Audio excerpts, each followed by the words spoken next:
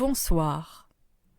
Vous est-il déjà arrivé de faire un rêve tellement réaliste que vous aviez du mal à savoir si c'était seulement un rêve ou la réalité, ou alors de vivre des moments dans votre vie de tous les jours et avoir cette sensation étrange de l'avoir déjà vécu?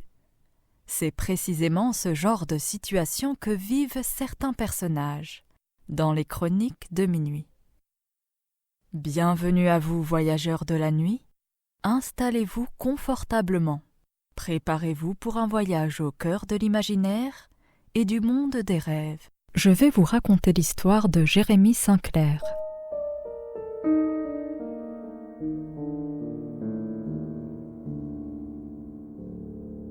Jérémy est photographe naturaliste. Solitaire mais profondément passionné, il est sensible à la beauté sauvage et silencieuse des paysages scandinaves. Depuis plusieurs années, il nourrit un rêve, passer un mois complet en Norvège, au cœur de l'été, pour capturer, à travers sa pellicule, la magie particulière de cette région baignée par le soleil de minuit. Son objectif est de réunir ses meilleures photographies dans un premier ouvrage qu'il prévoit d'intituler « Lumière du Nord », un livre qu'il espère capable de révéler toute la majesté et le mystère des terres nordiques, là où l'homme semble disparaître sous l'immensité des forêts et des fjords. Le jour du départ, Jérémy marchait d'un pas tranquille, à travers les couloirs animés de l'aéroport Charles de Gaulle. Il portait en bandoulière son fidèle appareil photo. Dans son sac à dos, soigneusement rangé, reposaient des cartes mémoire vierges et des batteries chargées, prêtes à l'emploi. Lorsqu'il enregistra sa valise, il jeta un dernier regard à la housse, qui contenait son matériel professionnel avec une certaine inquiétude. Il savait combien ces objets étaient précieux, non pas pour leur valeur matérielle, mais parce qu'ils contenaient la promesse de ce qu'il allait vivre là-bas. Il espérait que tout arriverait intact, que rien ne se perdrait entre les mains des bagagistes. Mais une fois embarqué, assis près du hublot, l'agitation s'effaça. La cabine devint calme. Jérémy respira profondément. Il regardait les lumières de la piste s'éloigner, puis ferma les yeux. Son matériel, les heures de vol, tout cela s'éloignait doucement de ses pensées. À cet instant, il n'y avait plus que l'excitation du départ, cette sensation unique d'avoir franchi le seuil entre le quotidien et l'aventure. Quand l'avion arriva enfin en Norvège, après 2 heures d'un vol plutôt calme, il était minuit passé d'une trentaine de minutes. Ce qui frappa immédiatement Jérémy en regardant par le hublot, c'était la lumière. Elle était presque mystique et lui donnait la curieuse impression d'être passé dans une autre dimension. Car en cette période de l'année, dans cette partie du globe, le soleil ne se couche jamais. Une parenthèse étrange où le temps perd sa logique. En descendant de l'appareil, Jérémy ne pouvait détourner le regard du ciel. Le soleil était là, suspendu juste au-dessus de l'horizon.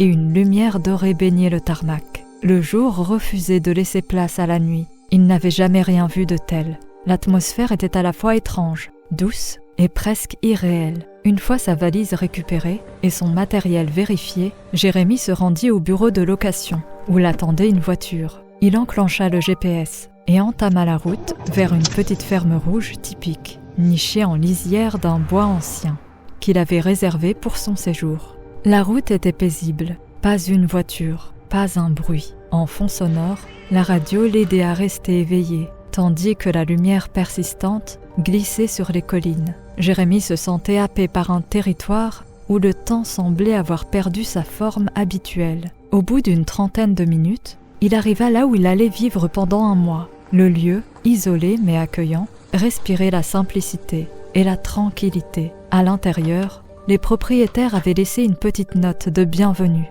accompagnée de quelques pâtisseries typiques du pays. Fatigué, Jérémy décida d'aller directement se coucher, laissant ses bagages dans le salon. À peine la tête posée sur l'oreiller, il comprit que dormir serait plus compliqué que prévu. La lumière filtrait à travers les rideaux, pourtant épais, donnant l'impression d'être en pleine journée. Son corps réclamait le repos, mais cette lumière persistante le gardait éveillé. Ni vraiment éveillé, ni totalement endormi, Jérémy demeura dans un état suspendu, bercé par cette clarté qui ne s'éteignait pas. Par moments, il croyait entendre de petits bruits autour de la ferme. Cela ressemblait parfois à des pas légers ou au grincement discret d'une porte. Trop épuisé pour se lever, il décida de ne pas y prêter attention. Et étrangement, ce n'est que lorsque l'aube pointa, sans que le ciel ne change vraiment, qu'il s'enfonça dans un profond sommeil. Il ne pensa pas à mettre l'alarme et dormit toute la journée, jusqu'à ce qu'il se réveille en sursaut, vers 20 heures, frustré d'avoir perdu la lumière la plus intense du jour. En descendant au salon, il découvrit ses valises ouvertes. Il en fut surpris, car il était certain de ne pas y avoir touché.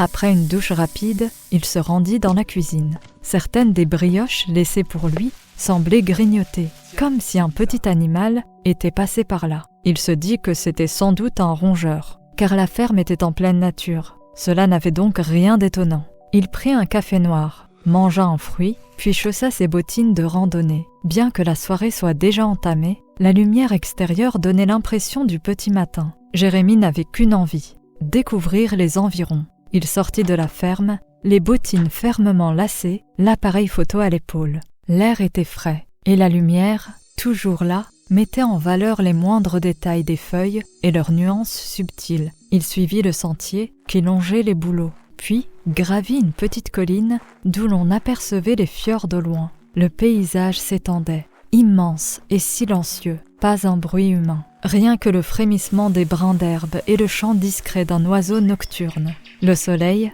suspendu bas dans le ciel, baignait tout d'un éclat doré, presque irréel. Jérémie prit quelques photos, des plans larges, des textures sur l'écorce, le reflet d'une branche dans une flaque. Mais à chaque prise, ses sens semblaient en alerte. Un frisson, une sensation fugace, comme s'il n'était pas tout à fait seul. Il resta longtemps assis sur une pierre, à contempler, sans viser, sans cliquer, juste là, au bord du réel, là où la lumière transforme les ombres en illusions. Puis il se leva et reprit sa marche, longeant une vieille clôture recouverte de mousse. À un moment, il crut entendre des bruits légers. Il eut du mal à dire s'il s'agissait de pas qui le suivaient ou simplement du vent.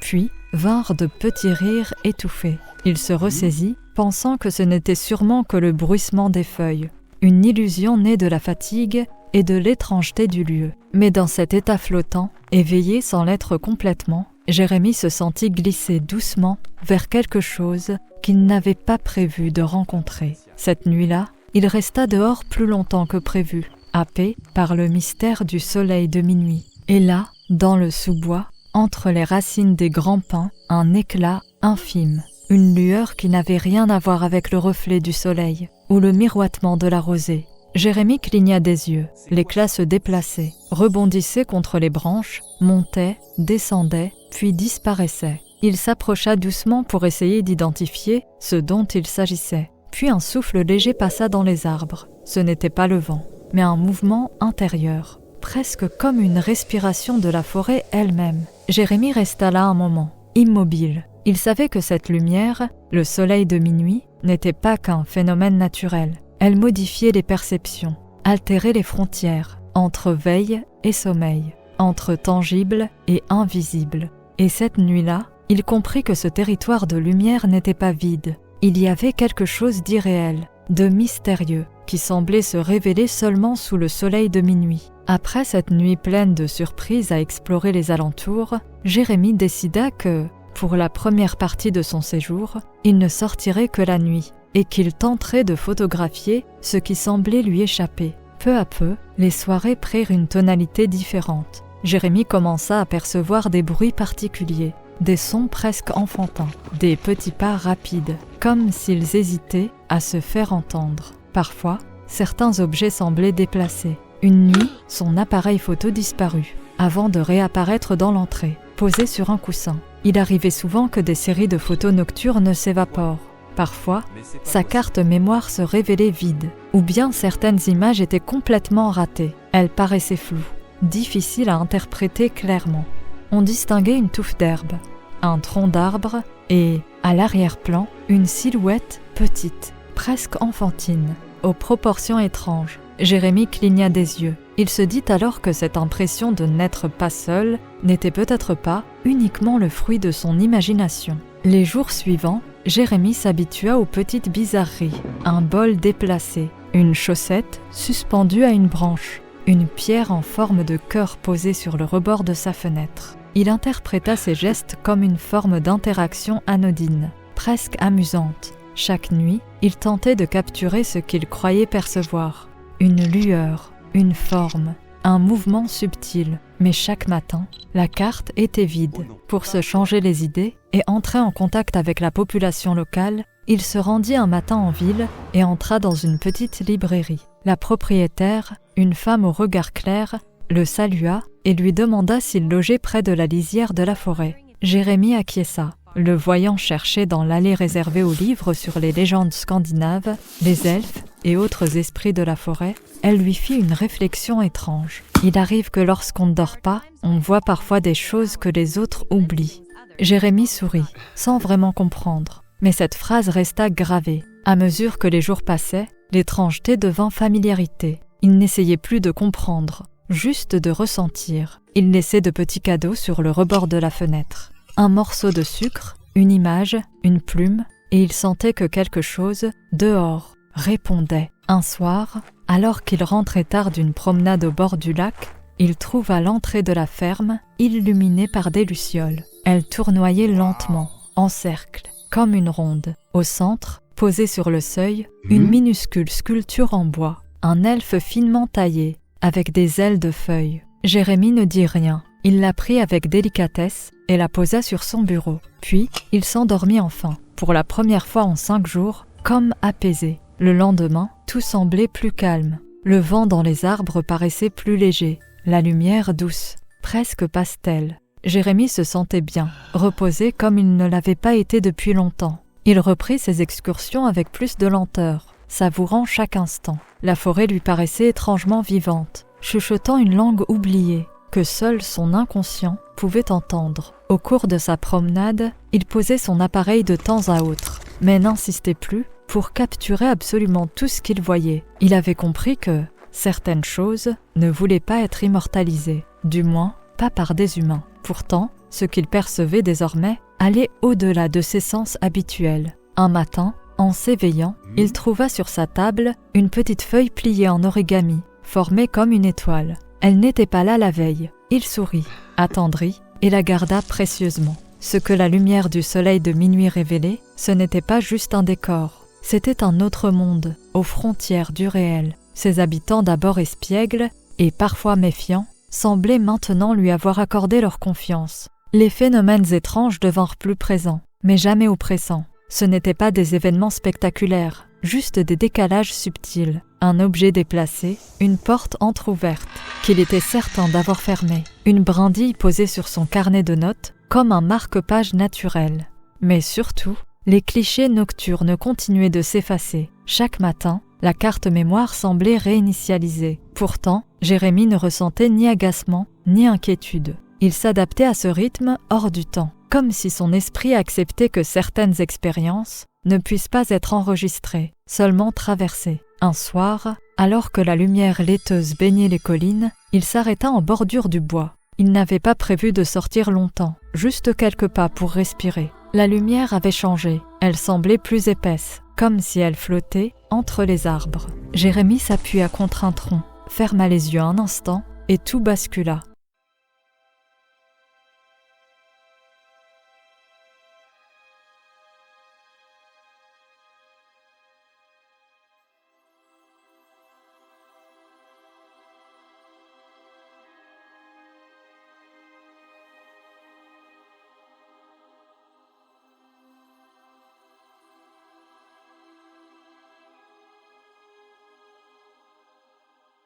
Quand il les rouvrit, il n'était plus au même endroit. Autour de lui, la forêt avait disparu. Il se trouvait dans un espace immense et calme, baigné d'une lumière dorée. L'air semblait vibrer, des formes minuscules fusaient autour de lui si rapidement qu'il ne percevait que des traînées lumineuses. Ces êtres volants, à peine plus gros que des insectes, dégageaient une énergie troublante, presque émotionnelle. Les mouvements formaient des spirales autour de lui, comme s'ils le scannaient ou l'accueillaient. Un chant léger, cristallin, flottait dans l'air, sans source visible.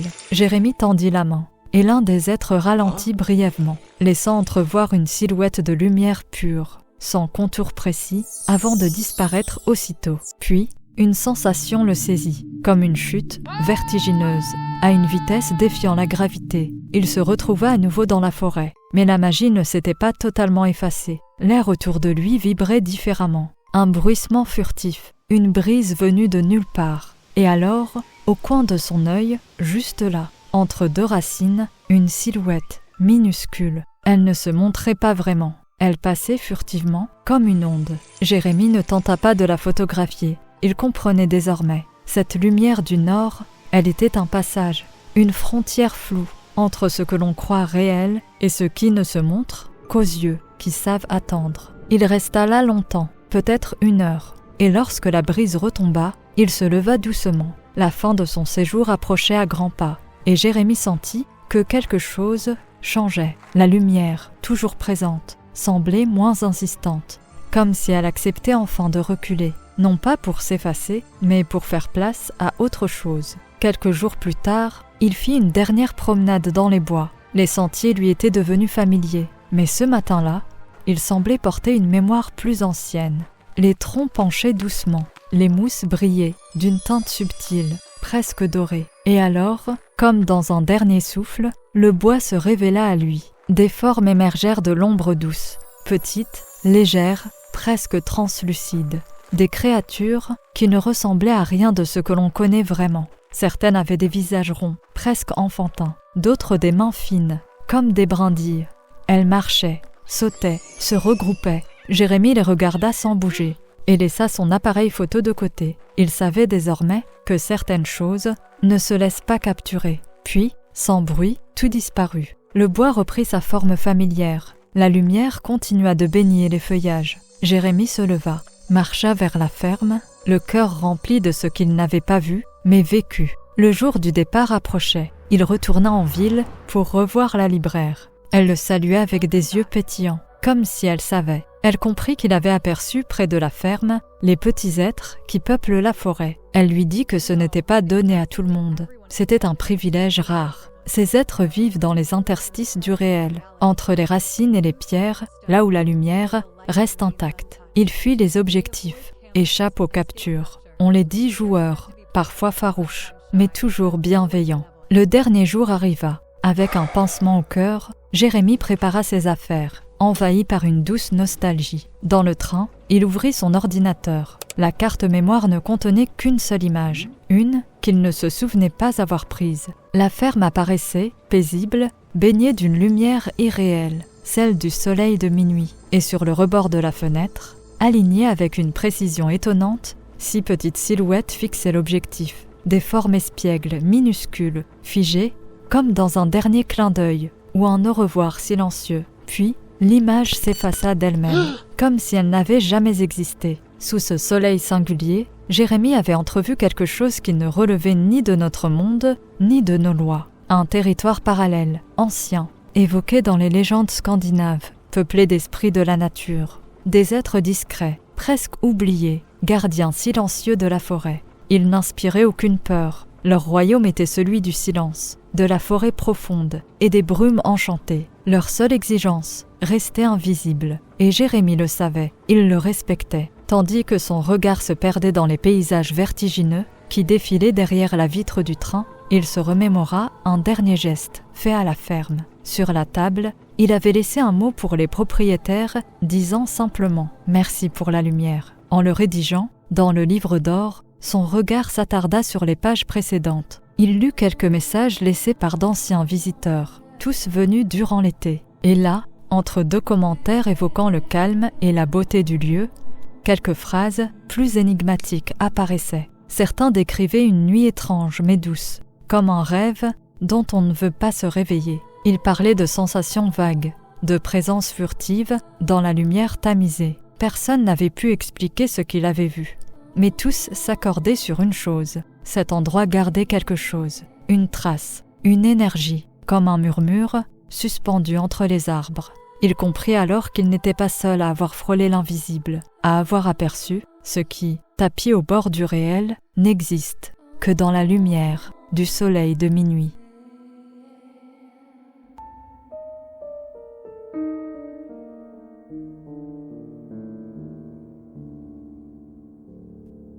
Merci d'avoir suivi cet épisode. N'hésitez pas à mettre un pouce bleu et à vous abonner. Quant à moi, je vous dis à bientôt pour un nouvel épisode des Chroniques de minuit.